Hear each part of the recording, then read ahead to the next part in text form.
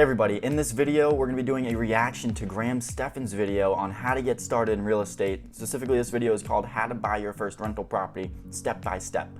Now, Stephan has more properties than I do. He's been in real estate longer than I have. He's been a real estate agent longer than I have. But one common critique that people like Stephan get is that it's easy for them to buy real estate when they're making this YouTube money. It's just not really too relatable for us. Now, I will have to give Graham credit here. He bought his first property before he was making this YouTube money. But here's the other problem that's not relatable to people like you and I. He was kicking butt in real estate, and he was making a ton of money, and he was looking to buy his first rental property with all cash. I don't know how many of us watching this video can relate to that, where we're like, I just don't know how to get started. I got all this cash laying around, and I don't know what to do with it. I think the problem is most of us, we don't make 6 figures a year. Maybe we don't even make half of 6 figures a year, and we're looking at how can I get started in real estate? So while these people may have more knowledge than I do, they may have more experience than I do as far as how to scale, when it comes to getting started in real estate, it's kind of more theory that they're offering than practical advice, right? Because he didn't get started in real estate the same way that you and I are. When I was trying to get started in real estate, I had no money.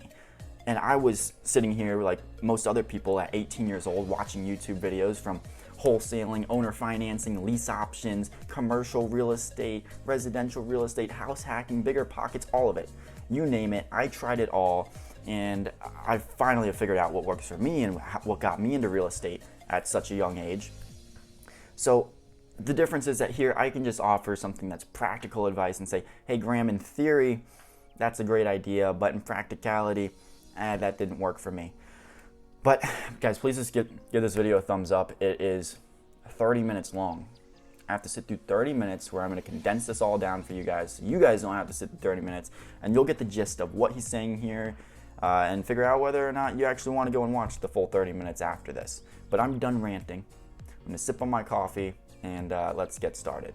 What's up, you guys? It's Graham here. So here's something that everyone wants to know, and that is, how do you buy your first rental property? What do you look for? How much money do you need? Exactly what do you do? How do you know if it's a good investment? How do you smash the like button, which if you guys haven't already hit the like button, make sure to smash that like button. So this video is really meant to be a step-by-step guide to buying your first rental property. And then from there, you can continue doing your own research into finding out which property is right for you. So with that said, let's get right into it. Okay, so we're gonna be starting at the very beginning, and before you even think about investing in real estate, you're gonna need to do a few things first to prepare. So this is step 0, but obviously you're gonna need a down payment to invest in real estate. Now typically at the time I'm making this video right now, which is at the end of 2018, most lenders want to see about a 15 to 20% down payment anytime you buy real estate. That means for every $100,000 you end up buying, you're going to have to put down between $15,000 and $20,000 from your own money. Now obviously, if you're buying something for yourself as a primary residence, technically you could put down less,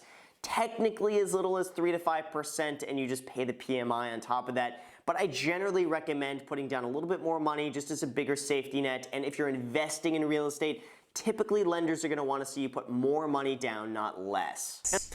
Yeah, that's all totally true right there.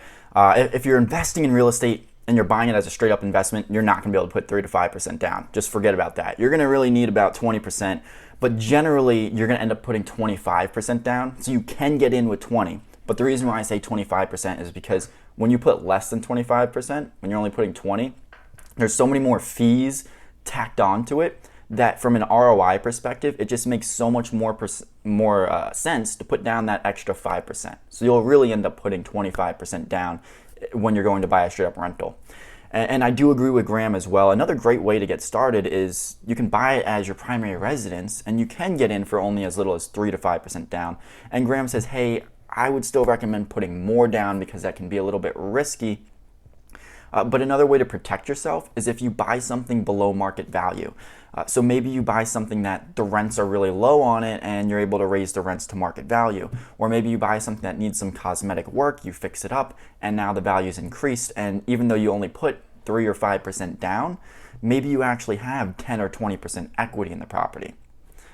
So I agree. Good points there by Graham. And ultimately, how much money you have saved up or will be saving up is really going to determine whether or not you will be investing in real estate and what you will be buying. So obviously, if you're watching this right now and you have like $3,000 saved up, don't expect to go and like buy a $200,000 property tomorrow. It's not going to happen. But in the meantime, at least save up, learn these strategies, and be able to implement them as soon as you do have the money. So now, assuming you're either in the process of saving for a down payment or you already have the down payment, step number one is that Okay, Graham didn't mention it there. I was waiting to see if he did.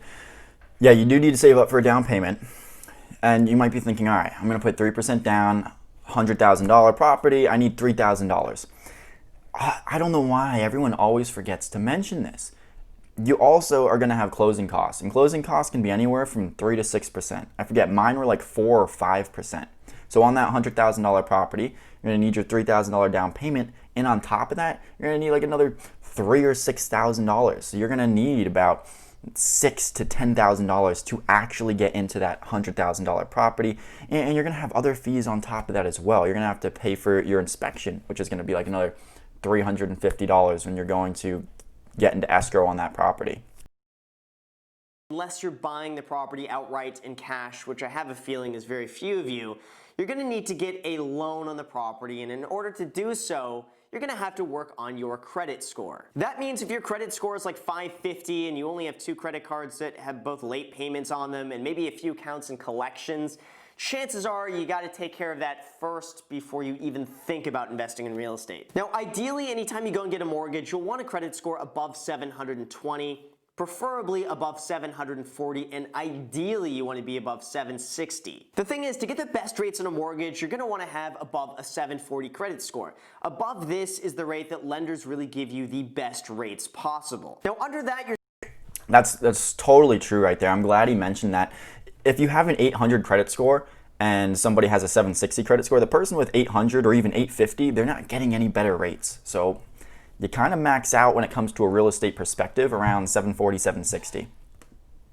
You're seen as a riskier borrower, and because of that, they charge you more interest, and because of that, that just means less money in your pocket at the end of every month. So this means you're going to want to have credit to begin with and have a few active lines of credit that you've always paid off on time, nothing late, nothing in collections, and preferably your score is above a 740. And if that doesn't happen, you're really going to need to take care of that first by making sure that everything is paid off in full, that you have no accounts and collections, that if you have late payments, you either can dispute that, you try to get those removed. There's a whole bunch of videos on YouTube about how to clean up your credit score. It's really not that hard. Don't go and pay someone to do this. You can do it yourself very easily. Just YouTube. Another quick way to really increase your credit score pretty quickly is to pay off your balance twice a month. And so if you have it like on automatic payment and it pays once a month, actually go in there and manually pay it twice a month, and your credit score will improve pretty quickly, pretty fast. Now, if you have missed payments or late payments, that's going to really hurt your credit score the most. If it's only like 1 or 2, try to call and say, hey, I've really never had missed payments before. This is why I missed them, and maybe they'll waive them for you. If you have a lot, good luck. Number 2, I'm now assuming that you have decent credit and have somewhat of a down payment, or you're saving for it.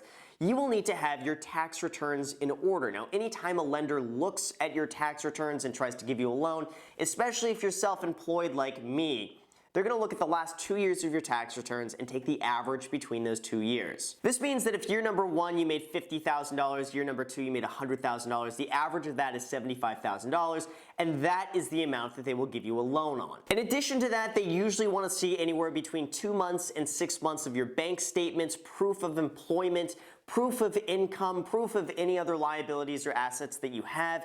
Make sure you have all of these in order because they will be asking for it. Now, it's really important that if you're planning to invest in real estate, that you don't just deduct everything from your tax returns to avoid paying taxes on it. Now, in the past, I've been pretty aggressive about deducting as many expenses as possible against my income, but when lenders go and look at your tax returns, they see the much lower amount that you're reporting that you make after all of your expenses, and they loan you just based off the much smaller amount. So that means if you think you're That's really the advice he's giving here is really for people who are self-employed, or if you're like a real estate agent like he is.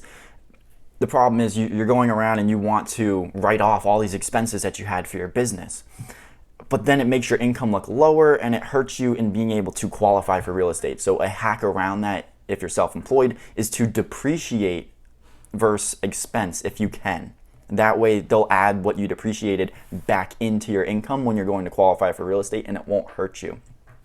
But if you're W-2 or you work a 9 to 5, you don't even have to worry about that stuff. None of that affects you. And if you're just coming out of college and you get a job in the field that you majored in, you don't even need a 2-year history. You're going to qualify right off the bat. Like, let's say you get out of college and you get a job for $50K, they're going to qualify you as if you made $50K the past 2 years, and you're already good to go. Otherwise, I promise you this is what's going to happen. You're going to go out, start looking at properties, and like the first place you see is going to be absolutely perfect. Then you're going to go to the lender and find out that that place is over your price range and you can't afford it, and you're going to be heartbroken. But then everything else you see, you're going to compare it to the place that you missed out on, that you couldn't afford, and it's just not going to be a good experience. You're not going to have a good time. So instead, here's what you're going to do. You're going to go to a lender first, give them all your paperwork, your tax returns, your bank statements, your everything.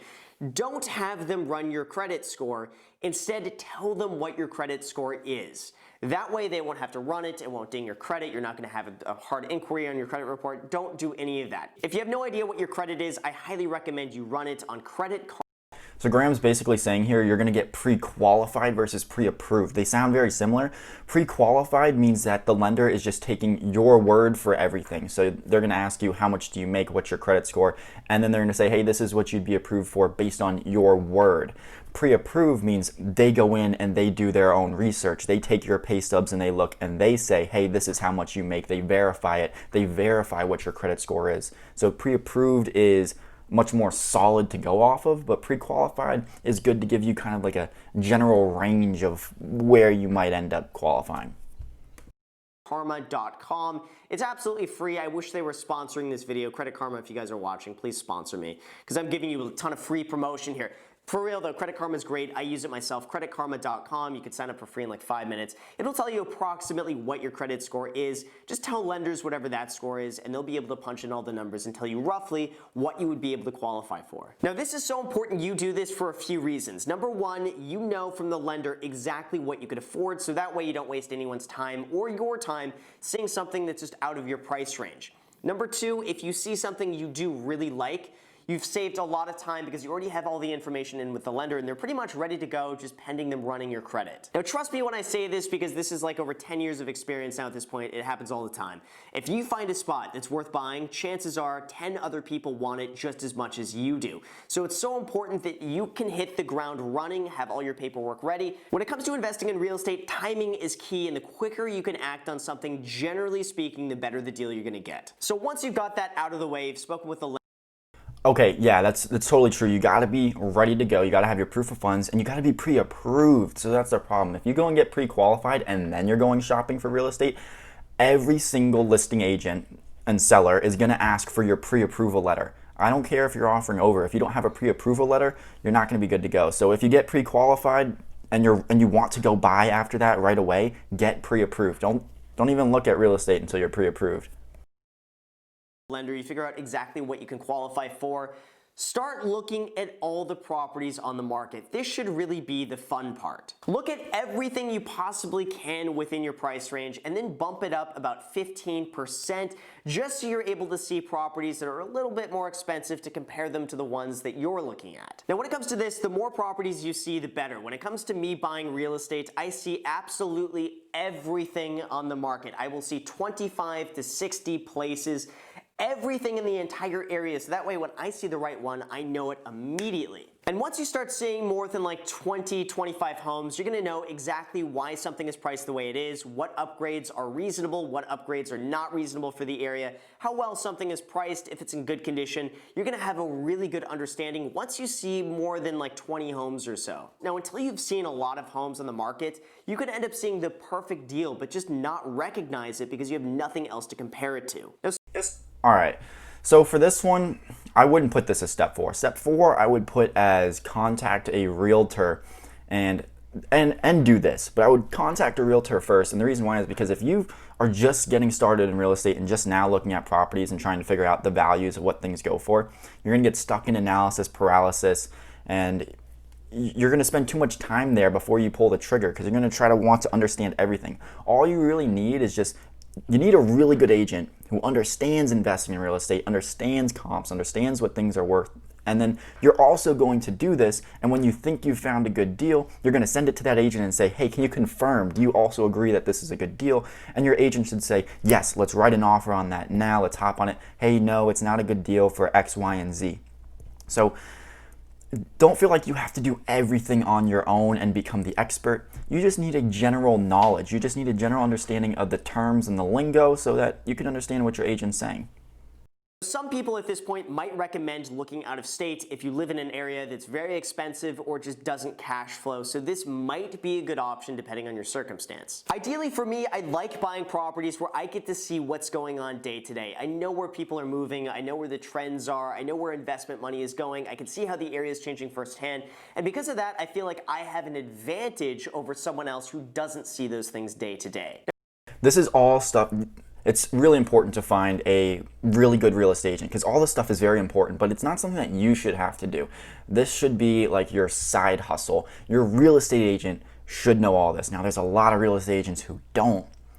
So you should actually spend more time trying to find that really good real estate agent, and they should know all this stuff for you, and they should be able to teach it to you and walk you through it rather than you trying to teach yourself, because it'll take you forever to teach yourself. What type of property should you look for? Now for me, I tend not to look at any condos because I find that there's not a lot of room for upside. You can't add square footage. There's usually only so much you can do to it, and you're at the mercy of the HOA, and not to mention, the HOA fees usually just eat into your profits. Now for that reason, I usually like single-family residences or duplexes.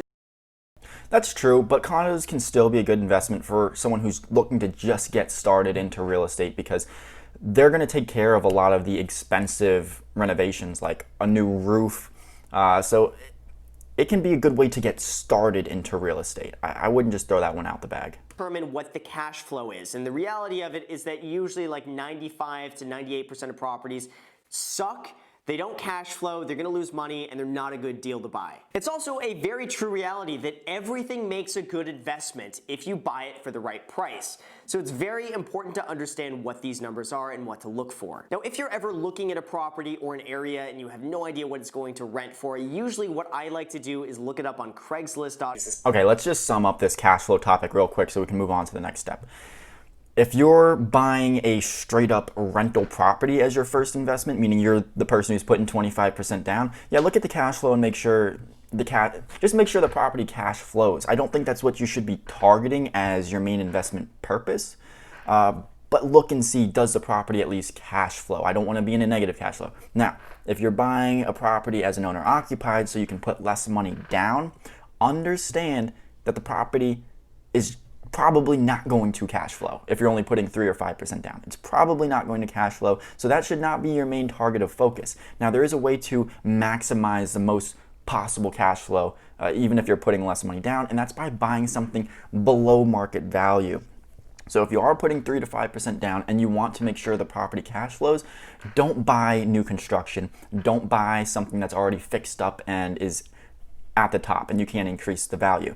If you buy something that's maybe like a $300,000 property, but you only pay $240,000 for it, guess what? You're increasing your cash flow because once you fix that thing up or you raise the rents, that thing is going to, you paid less for it, your mortgage is going to be less, the rents will be more, and even though you put less down, it's like you put 20% down because you bought it below market value, and therefore it's going to cash flow. That need minor cosmetic renovations. This is what I do anytime I end up buying something, and this is where I see all the upside. Ideally, you want a home where all the unsexy hidden stuff is redone, like roof, foundation, plumbing, electrical, all the things you don't see, but when you walk into the home, it just cosmetically looks a little old. Maybe it's stuck in the 70s or 80s, or maybe there's like 90s carpet everywhere, but everything else, like, that's how my property was. That's exactly what I did. New roof, new AC, new water heater, replumbed, stuck in the 70s. Wallpaper, carpet, all the nasty stuff, wood paneling. Functionality-wise is perfect. Things like old kitchens, old bathrooms, old floors, old paint, peeling paint, old landscape, things like this are really easy to fix in a relatively short amount of time for not usually a ton of money. I've seen so many places where if you spend $30,000 And this is stuff too that you can do yourself if you're looking to save money and fix it up yourself, right? You can paint yourself, you can put in flooring yourself. Look, I did this stuff and I had no experience doing it before. But you're not going to go and install a new roof yourself, you're not going to put in a new AC yourself, you're not going to replumb yourself. So overall, just to sum up kind of my perspective on what you need to do, I agree, Graham has a lot of great content in this video. If you got 30 minutes and you want to spend it and you want to see even more, I would recommend actually going and watching it. But really, to sum it up, what you need to do. The first thing you need to do is get pre-approved to know what you qualify for. So you're going to need to go contact a really good realtor, ask him for his lender, and then you're going to need to get all of your information in order, your tax documents, your social security, all your IDs, everything under the sun, your pay stubs, your bank account, all of that. Give it to your lender. They're going to get you pre-approved in probably like a week or two, maybe a little bit longer now because they're so busy. And then once you're pre-approved, you go to your realtor, you say, hey, look, I'm pre-approved, here's my proof of funds. You're going to sit down with them, have coffee, go over your strategy, go over what you want, make sure they're a really good realtor and they understand investing. And then you're going to start looking for deals. They should send you deals once in a while, but they're going to be probably pretty busy and working with other people, and they're not going to be as excited as you are. So you shouldn't just be sitting by waiting for them to send you deals. You should also be actively looking and saying, hey, I think this is a good deal. What do you think? And they're going to help you and let you know and agree or tell you why, no, that's not a good deal. And then they'll do all the work for you. They're going to get the offer accepted for you. They're going to set up the inspection for you. They're going to help you negotiate the inspection. And the lender is also going to guide you through the whole process and telling you what documents you need to give him, and they're going to help you at closing and tell you what you need to bring to closing, and that's it.